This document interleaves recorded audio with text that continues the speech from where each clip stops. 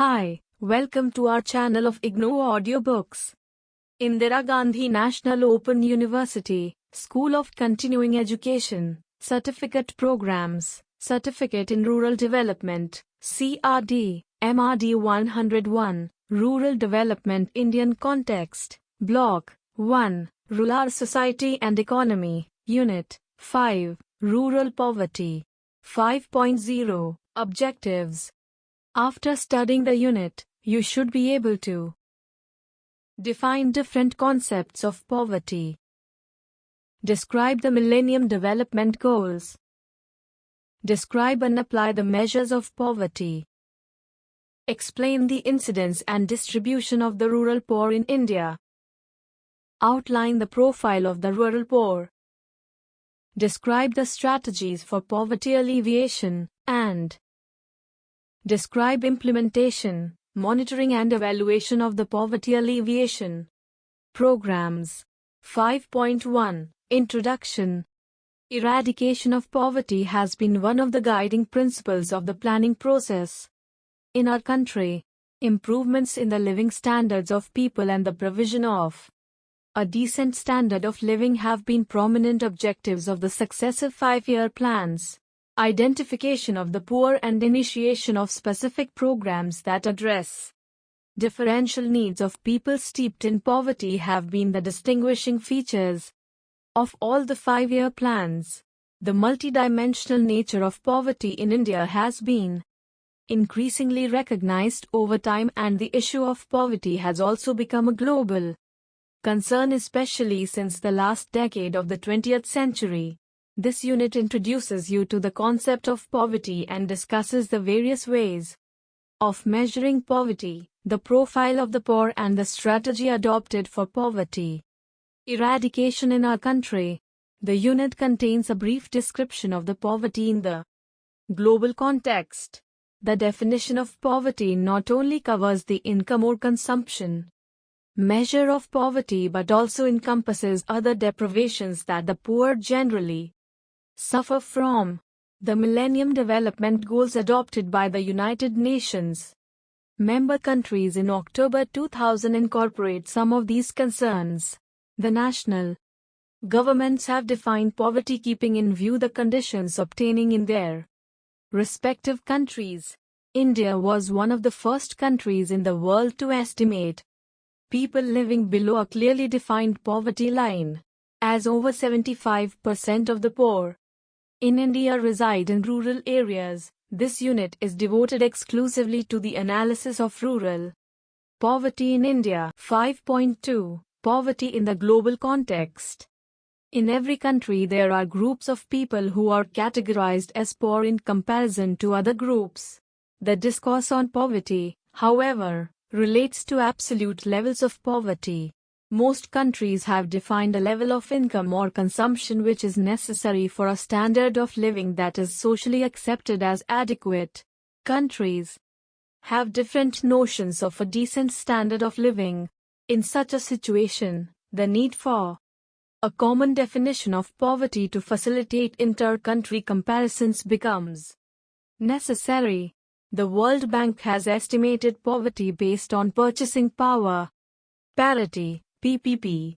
The PPP takes into account price differences across the countries and allows international comparison of real output and income. The World Bank defined the poor as the people living on less than $1 per capita consumption per day. At 1993 prices, on this basis 1.3 billion people or 29.6% of the world's population was poor in 1990. There has been a considerable reduction in the incidence of poverty during 1990 to 1999. In 1999, 1.17 billion people or 23.2% of the world's population was categorized as poor. South Asia, to which we belong, accounts for the majority of the world's poor. In 1999, 488 million South Asians, comprising 36.6% of the population in South Asia, had a per capita consumption expenditure of less than $1 per day. In our country in 1999, 34.7% people survived on per capita consumption expenditure of less than $1. World Bank 2002. The monetary measures of poverty do not capture the deprivations and disabilities that the poor suffer. The concept of human poverty is, therefore, considered to cover more than the word poor may convey ordinarily. It includes health, education, sanitation and other aspects that have an impact on the living conditions of the people/poor. The international community in the 1990s had committed itself to achieving specific targets on the provision of health facilities, education and eradication of diseases. Conventions on environmental sustainability were also signed.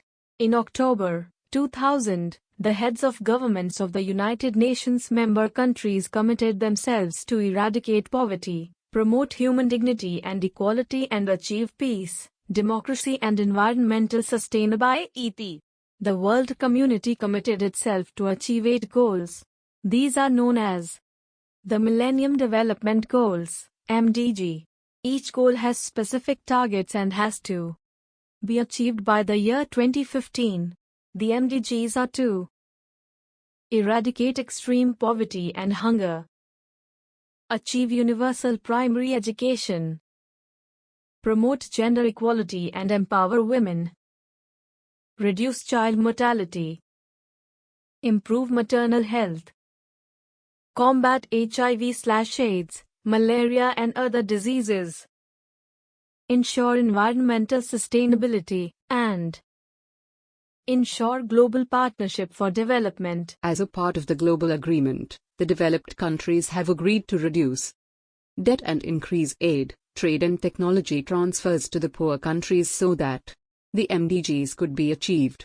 In March 2002 in Monterrey in Mexico and in September 2002 in Johannesburg, South Africa, the developed countries agreed to a framework for assistance to the poor countries in their fight against poverty. It is expected that the rich nations would facilitate greater resource transfer to the poor countries to achieve the MDGs. Check your progress. 1. What is the definition of poverty accepted internationally? 2. What are the Millennium Development Goals? 5.3. Concept and measures of poverty. Poverty has different meanings for different people. The perception of poverty differs from person to person. Let us look at some of the more important concepts of poverty. 5.3.1 Relative and absolute poverty. The discussion on poverty is generally confined to absolute poverty.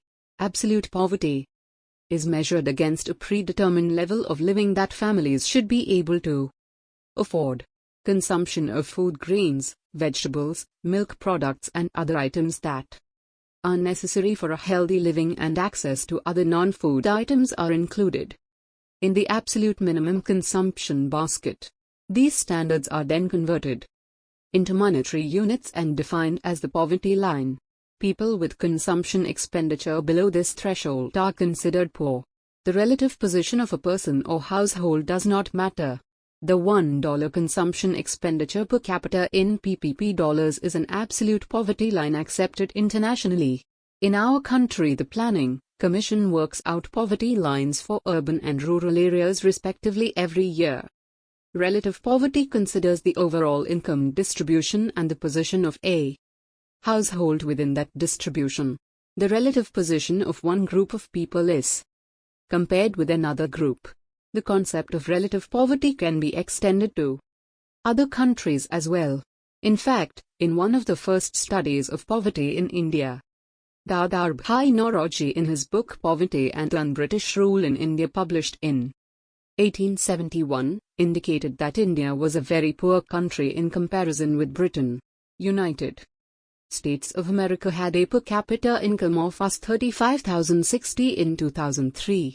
United Kingdom, on the other hand, had a per capita income of $25,250. United Kingdom would be considered poor in comparison with the United States. Relative poverty is more closely associated with the issues of inequality, the income or consumption of the last quintile of the population could be compared with the income of the richest quintile. The last quintile population would be termed poor even though on absolute poverty. Definition: none of the people in the last quintile group may be poor.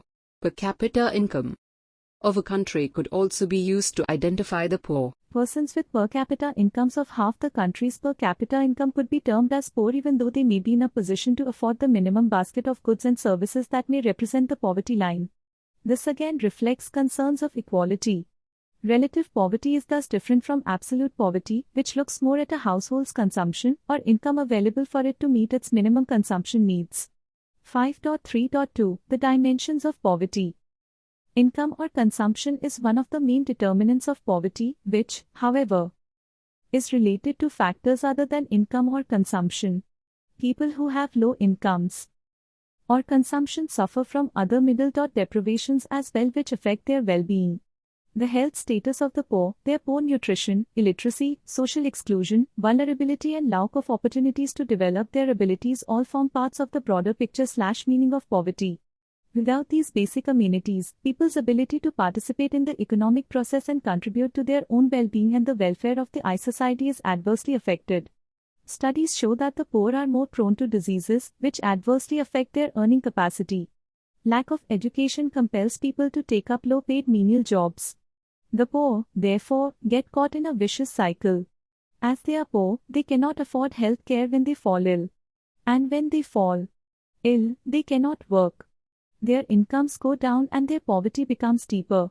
The World Development Report 2004, World Bank 2004, identified freedom from illness and freedom from illiteracy as the two most important ways the poor can escape poverty. The poor are excluded from political decision-making processes and subjected to exploitation and discrimination. They do not possess the ability to fight the entrenched groups. Any strategy that seeks to address long-term poverty, therefore, has to take into account these dimensions of poverty. Mere provision of income or consumption would not make a major impact on the status of the poor if they continue to be subjected to social and economic discrimination. The governments have recognized the multidimensional nature of poverty.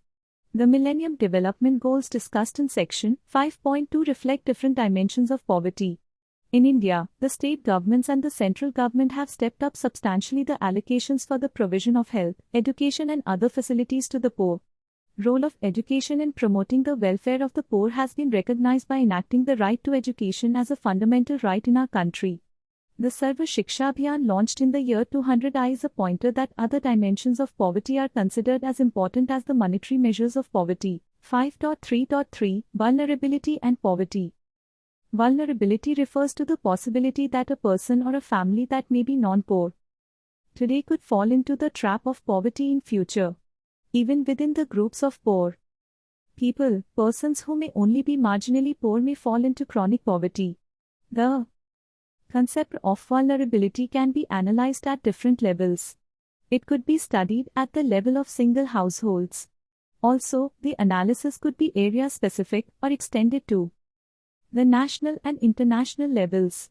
A family's ability to tide over external shocks determines whether the family is vulnerable or not. For example, in a household which may be marginally above poverty line, illness or death of the primary breadwinner of the family could have severe implications for the family's standard of living. At the regional level, people residing in the drought-prone, flood-prone and the desert areas could be termed as vulnerable. A drought could wipe out the productive assets of a family and push it into poverty. Vulnerability could arise from both expected and unexpected quarters. Agricultural laborers experience vulnerability in the lean agricultural season when employment opportunities are limited. This is an example of expected vulnerability situation. Sudden floods, droughts or earthquakes represent unexpected shocks. At the international level, vulnerability is associated more with the political and economic developments than any other factors. Many countries that depend exclusively on single crops have experienced large fluctuations in their income. Such fluctuations have led to impoverishment of people whatever the country. The poor are much more vulnerable to such external shocks than the non-poor. Vulnerability analysis enables communities and governments to devise approaches to reduce the risk of vulnerability. Social security schemes and public works programs. are some of the major strategies adopted by the governments to provide protection to the people. 5.3.4 Measures of Poverty. The most common measure of poverty is to count the number of persons below the poverty line and express it as a percentage of total population in the country or region. This is known as the head count measure of poverty or head count ratio. While this measure is simple and readily understandable, its main weakness is that it gives equal weight to all the poor irrespective of their distance from the poverty line. The marginally poor and the very poor are treated equally in the head count ratio. Amartya Sen has suggested a measure, popularly known as Sen's measure of poverty, which removes the above weakness of the head count measure. His measure takes into account not only the number of the poor, but the intensity of poverty as well. The intensity of poverty is reflected by a concept known as the poverty gap, which shows how far a poor person falls short from the poverty line. In other words, it is the difference between the poverty line and the income of the poor. Sen's index is a weighted sum of the poverty gaps of all the poor, the weights being such that less poor persons get lower weight than those who are poorer. This measure is normalized so that it lies between 0 and 1. This means that the index is on an ascending scale between 0 and 1. A higher value of Sen's index implies a higher incidence of poverty. This index can be higher or lower for the same head count measure of poverty depending upon the distribution of the poor between less and more poor. Illustrative examples. Let us now take up some illustrative examples pertaining to various measures of poverty. Example 1. Head count ratio. The following data relates to the distribution of persons by monthly per capita income classes. If the poverty line for two hypothetical cases A and B is 100 rupees and 105 rupees per capita respectively, the percentage of the poor can be estimated as follows. Look at the screen for table content dash. In case A, when the poverty line is 100 rupees, the first four income classes will be below the poverty line. The percentage of the poor in the population or the HER would be 38.3, 1.7 plus 8.4 plus 10.9 plus 17.3. In case B, when the poverty line is 105 rupees, while the first four income classes will clearly be below the poverty line, a part of the fifth class VJ will also be below the poverty line. If we know how the per capita income is distributed in this class, we can directly find out the proportion of persons below the poverty line in this class. This information, however, is not available to us. Therefore, we make a simple assumption that per capita income is evenly distributed within this class. This means that 10% of the difference between 100 rupees and 120 rupees, I2 rupees, corresponds to 10% of the persons in the class. 20% of the difference, I4 rupees, would correspond to 20% of the persons in the class and so on. In this manner, a poverty line at 105 rupees includes 5 rupees from the income class Rs 100-120 or 25% of the range. The corresponding proportion of the poor in the class Rs 100-120 will be 25% of 16%, i. 4%. Now, the proportion of population below the poverty line comes to be 38.3 plus 4.0 equals 42.3%. Example 2. Poverty gap ratio, PGR. The HCR does not distinguish between persons below the poverty line with different incomes or consumption levels.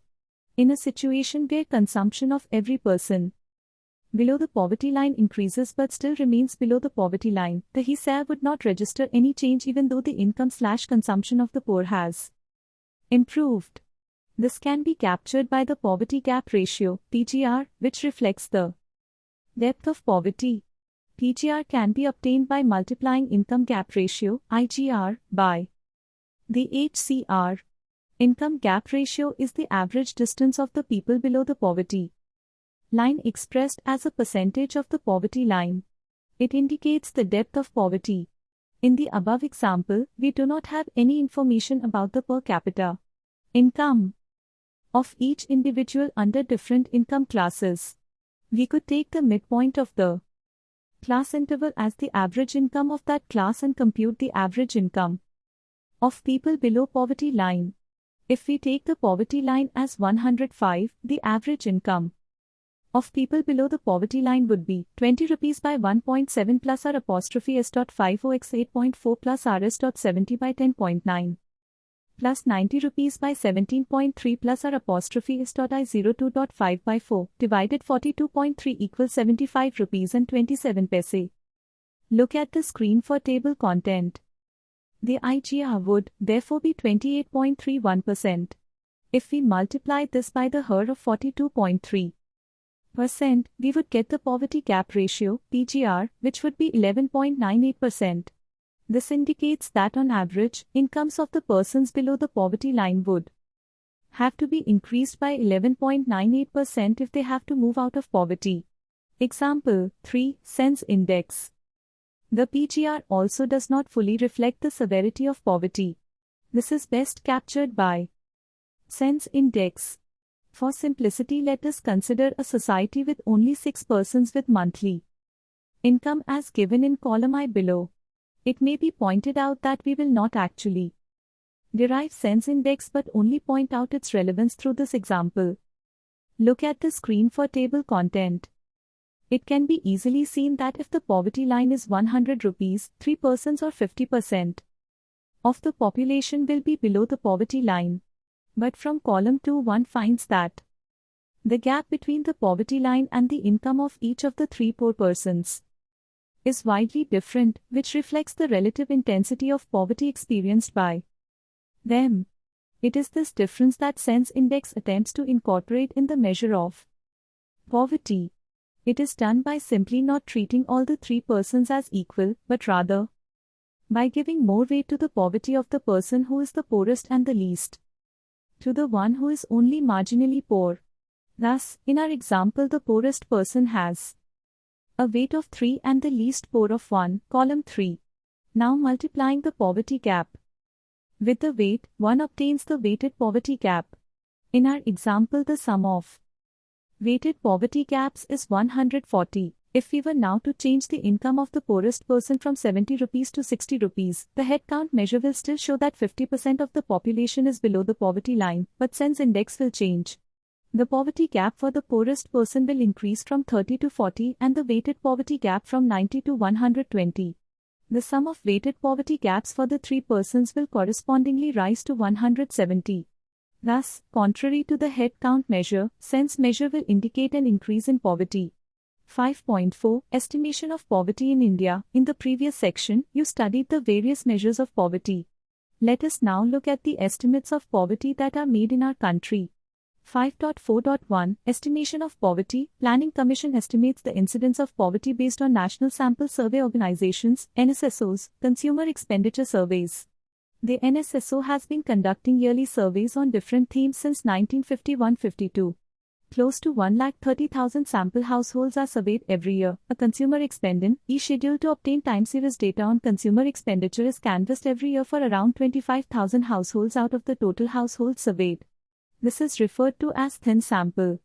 The Government of India does not use the data collected from thin samples for estimating poverty, as the sample size at the state level is too small for any meaningful poverty estimates.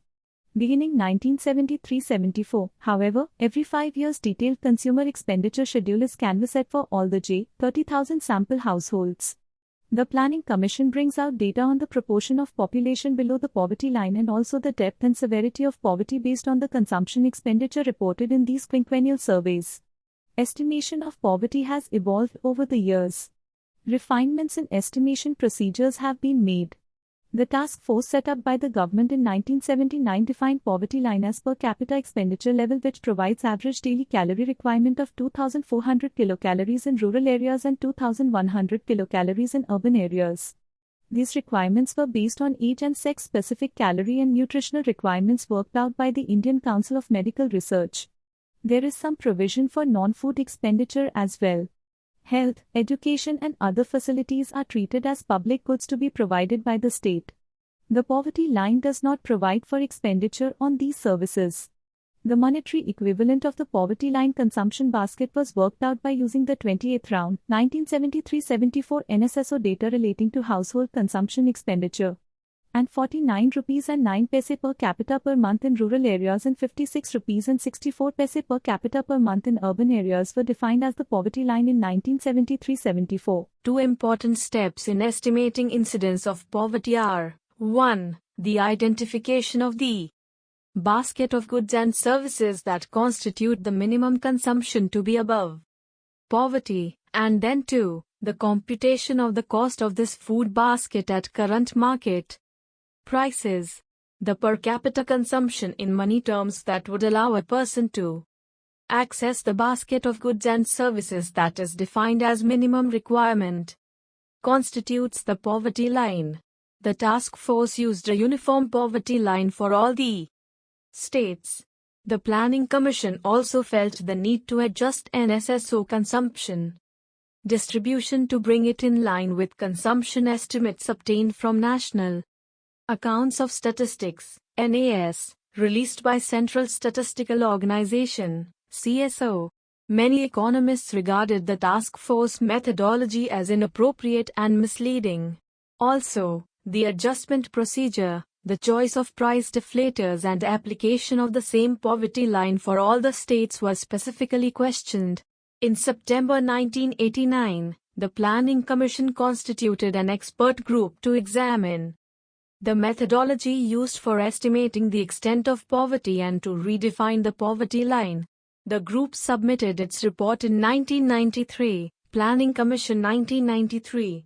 It was accepted by the government in 1997. The expert group did not redefine the poverty line. The poverty line recommended by the task force in 1979 was left unchanged. However, it made two major departures in the estimation procedures. Adjustment of NSSO consumption survey estimates to the per capita expenditure obtained from NUS was given up. The expert group also recommended the use of state-specific poverty lines as against national poverty line for rural and urban areas as prices differ considerably across the states. Consumer Price Index for agricultural laborers and Consumer Price Index for industrial workers were used for updating rural and urban poverty lines.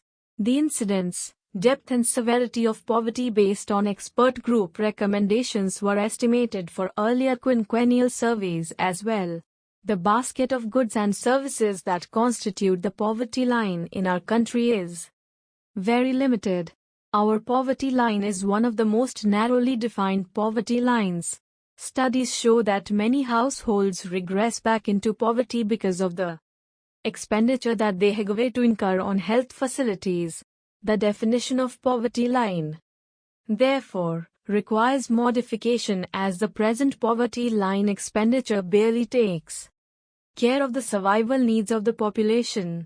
Incidence of poverty is estimated for rural and urban areas separately.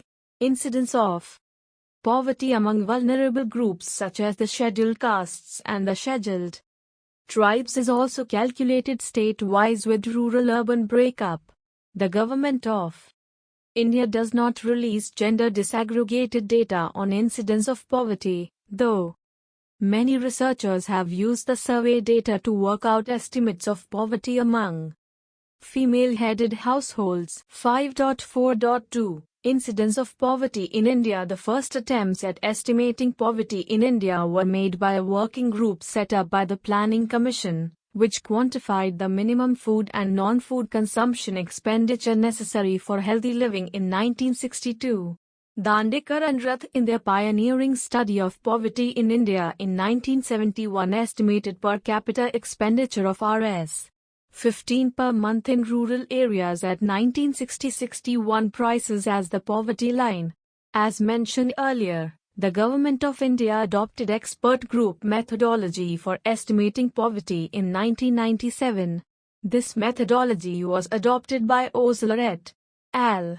Reported in Dev, 1997, to calculate the incidence of poverty in India since 1951. These estimates are based on household consumer survey expenditure data. Incidence of poverty in rural areas fluctuated greatly during the 1950s and 1960s. Poverty increased from 47.37% in 1951 to 64.24% in 1954-55, dropped to 45.40% in 1960-61 and rose again to over 64% in 1966-67. Table 5.1 Indices of Poverty and Inequality. Look at the screen for table content dash.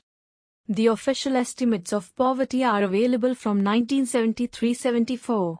As mentioned earlier, the expert group set up in 1989 revised the methodology for estimating poverty in India. The estimates of poverty were reworked on the basis of expert groups. Recommendations for the NSSO Consumer Survey Expenditure Survey rounds of 1973-74, 1977-78, 1983-84 and 1993-94. Table 5.1 above shows the official estimates of poverty since 1983. Analysis of the incidence of poverty indicates two broad developments. The proportion of the poor in the urban areas has increased in the last 30 years. The urban poor accounted for 18.67% of the total poor in 1973-74.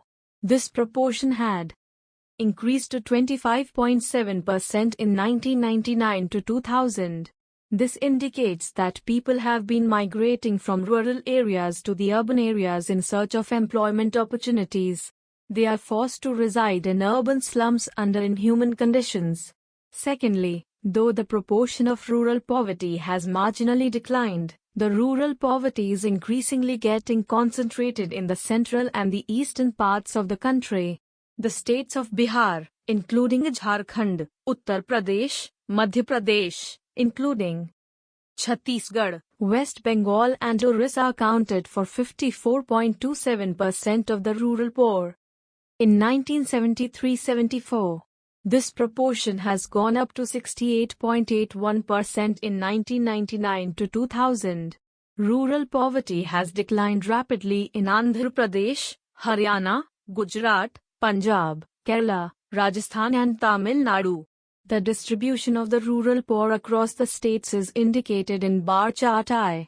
Though the proportion of the poor has declined marginally during the period 1973-74-1999-2000, the number of people below the poverty line has actually increased in many states in the central and the eastern parts of the country. Bihar and Orissa have witnessed an increase in the total number of the poor during this period.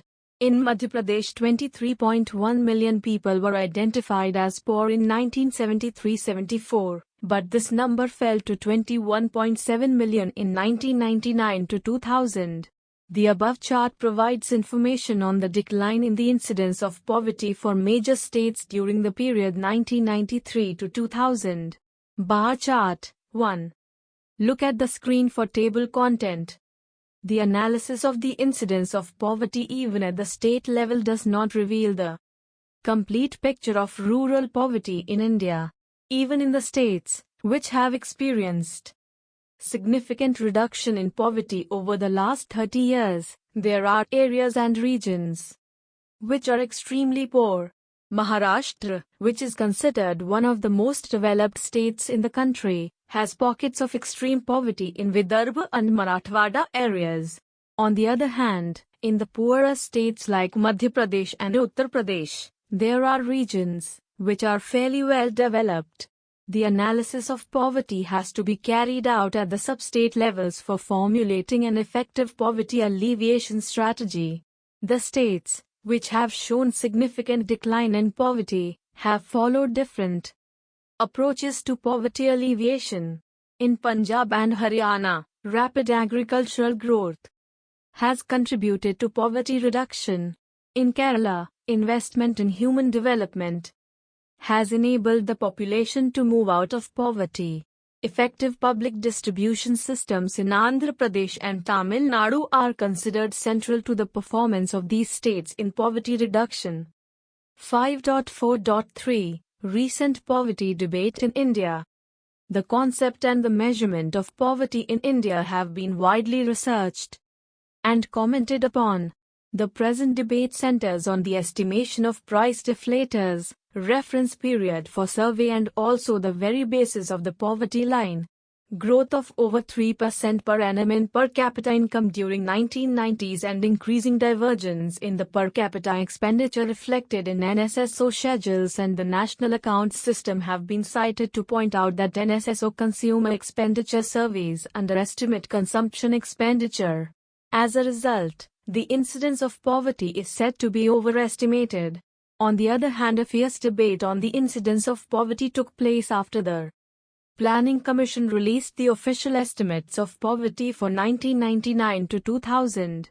They show that between 1993-94 and 1999 to 2000, poverty declined by close to 10% overall and by more than 10% in the rural areas.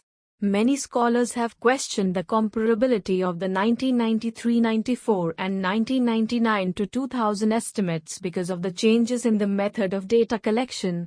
They are of the view that the incidence of poverty has been underestimated as there was over-reporting of expenditure by the surveyed households because of the changes in the survey design. Sundaram and Tendulkar, 2003, and Sen and Himanshu, 2003, argue that the decline in the incidence of poverty between 1993-94 and 1999-2000 would be in the range of 7% to 4.5% respectively as against 10% estimated officially. 5.4.4 Survey of population below the poverty line. The estimates of poverty made by the Planning Commission are used for making allocation of resources to the state governments for poverty alleviation programs. Approximately over 25% of the budgetary support is allocated to the states on the basis of the incidence of poverty. The data on the incidence of poverty available at the state level, however, does not meet the requirements of planners and administrators at the district level for providing assistance to the poor under the poverty alleviation programs. The estimates of the incidence of poverty at the state level have to be supplemented by the identification of the poor at the village level. This is accomplished through a detailed mapping of the below poverty line BPL households through a census operation every 5 years. The census is carried out at the beginning of the every 5-year plan. The number of the poor identified through the BPL surveys conducted for the 9th 5-year plan, 1992-97 and the official state-wise estimates of poverty made by the Planning Commission based on NSSO expenditure surveys showed a great deal of divergence. It was felt that the BPL survey included many of the non-poor as well. There was a clamor for getting included in the BPL list as it was considered a passport to various government programs. The emergence of PRLS at the village and block levels and the politics of patronage further exacerbated the problem of wrong identification. Evaluation studies commissioned by the government indicated inclusion of non-poor FAN-IEs as program beneficiaries. The government, therefore, set up an expert group in 2001 to evolve a proper framework for identifying BPL families that would be provided support under anti-poverty programs during the 10th Plan, 2002-07. The expert group recommended a score-based ranking of each household. 13 parameters that capture different dimensions of poverty have been identified and households are ranked on a scale of 0 to 4 on these parameters. The table given below summarizes some of the main parameters used in the identification exercise. Table 5.2 Identification of BPL families, 10th Plan approach. Look at the screen for table content. Families below a predetermined score are identified as poor, and only those identified as poor by the BPL survey are eligible for coverage under anti-poverty programs. In the previous sections, you read about the concept, the measurement and the estimation of poverty in India. The figures indicated there, however, do not tell us anything about the attributes of the poor. Who are the poor? What are their disabilities? You are listening to this audiobook on Audio Learn IGNOU. 5.5 Profile of the Poor. The question who is poor needs to be answered before making any plans for poverty alleviation. The incidence of poverty is closely related to employment, ecological setting and ethnic profile of the population.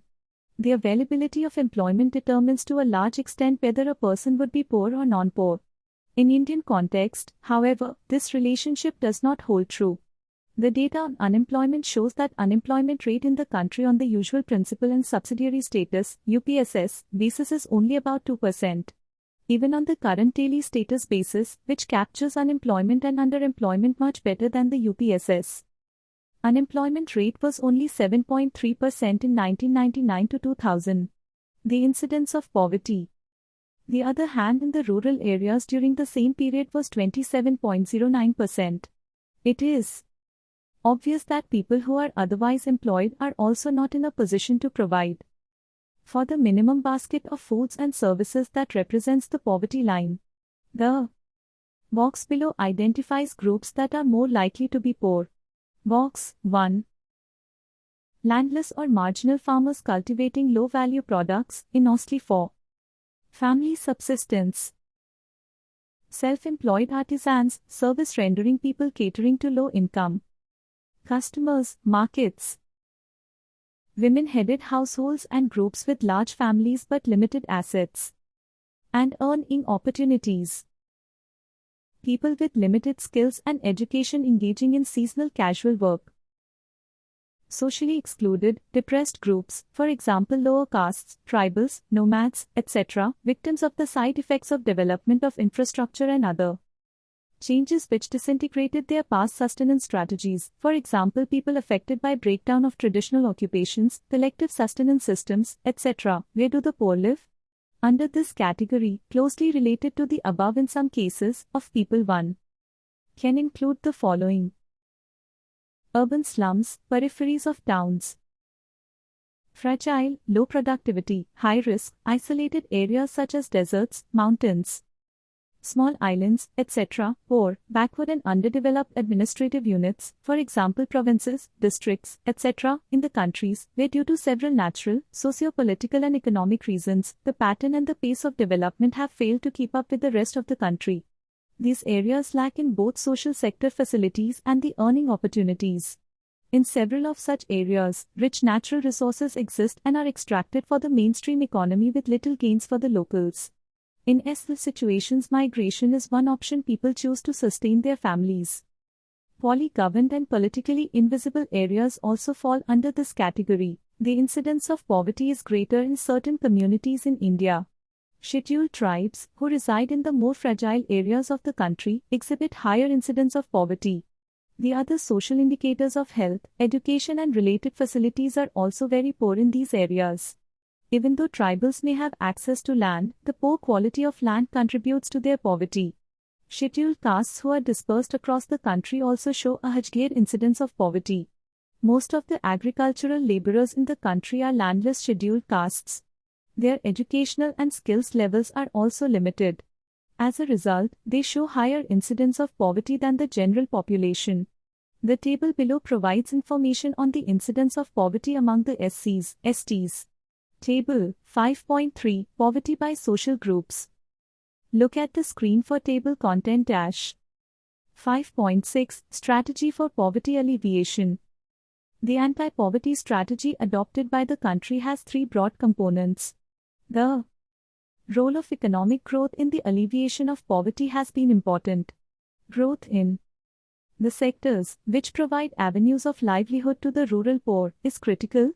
The second component relates to the provision of basic services such as health, education, clean drinking water, sanitation, electricity, rural housing and connectivity through the provision of rural roads. Thirdly, the directly targeted anti-poverty programs cater to both the transient poverty as well as the long-term poverty. The 10th Five-Year Plan 2002-07 has set specific goals to be achieved in the 10th and the subsequent plans. These goals, known as monitorable targets, relate to reduction of poverty, creation of employment, reduction in infant and maternal mortality, increase in forest cover and other aspects that affect quality of life in the country.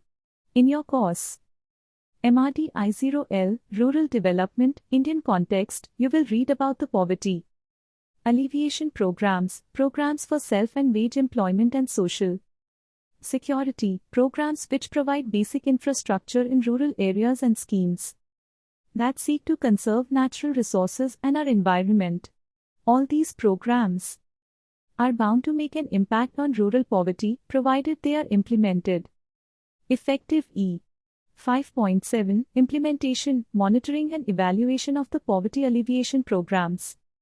Successful implementation of poverty alleviation programs depends on the ability of the delivery agencies/mechanisms to plan sound projects and implement them in a cost-effective manner.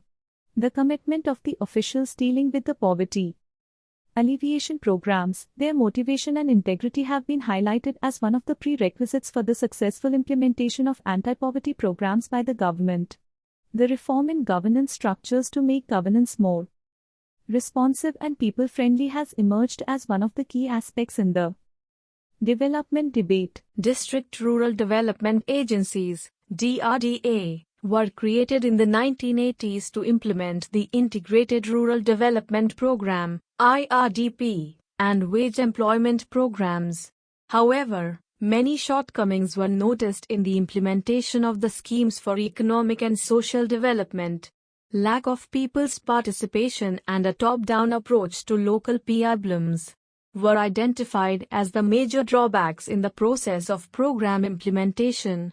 To encourage people's participation in development and improve implementation of poverty alleviation programs, Panchayati Raj institutions, PRIs, were provided constitutional status in 1992. PRIs have been set up at the district, taluka, block, and at the village levels. The programs implemented by the Ministry of Rural Development are now implemented through the PRIs only. The monitoring of poverty alleviation programs has been given greater attention. Gram Sabhas have been empowered to exercise effective control on program implementation through social audit. The Gram Sabha verifies the projects and monitors the quality of project execution. The enactment of the right to information and the association of non-governmental organizations in delivering programs have further strengthened the monitoring mechanism. The specific task forces set up by the government from time to time also monitor projects. Evaluation of wage employment programs has shown that they are more effective in reaching the poor, as they are self-targeting in nature. Only the very poor register themselves for work under wage employment programs, which require physical labor. These programs have also helped in putting an upward pressure on agricultural wage rates. The related evaluations, however, indicate that the number of man-days generated has been inadequate in relation to the demand for wage employment. Since 2001, wages have been paid partly in kind, in the form of food grains, in view of the comfortable food grain stocks with the Food Corporation of India. The program has ensured nutritional security of the poor during droughts, floods and other external shocks. Self-employment programs, which have been revamped, have also contributed to the empowerment of the poor. Women have been the focus of group formation. The self-help group, SHG, movement has been more successful in the southern states of the country. In the central and the eastern states, which account for the majority of the rural poor, the SHG movement is weak and needs to be strengthened. In the southern states, however, the SHGs have enabled women to participate in the social and economic decision-making with greater vigor and effectiveness. 5.8. Let us sum up. In this unit we have discussed the concept, the measurement and the incidence of poverty and the strategy adopted by the government for poverty alleviation. The question of poverty became one of the major global concerns in the last decade of the 20th century, when the international community committed itself to eradicating poverty in its different forms by adopting the Millennium Development Goals, MDGs. The incidence of poverty in India has been a matter of intense debate, especially after the publication of the 1999 to 2000 poverty estimates. Many have questioned the extent of decline in the incidence of poverty. There is, however, an agreement among the scholars that there has been a decline therein. One of the disturbing features, however, is the concentration of poverty in certain pockets of the country. The central and the eastern states in India account for the majority of the rural poor. The government has taken up a number of programs to eradicate poverty. Economic growth, provision of basic infrastructure and directly targeted anti-poverty programs all contribute to poverty alleviation. It is expected that with better targeting and implementation of these and similar schemes, India would be able to achieve fairly substantial reduction in poverty by the end of the 11th Plan, 2007 to 2012.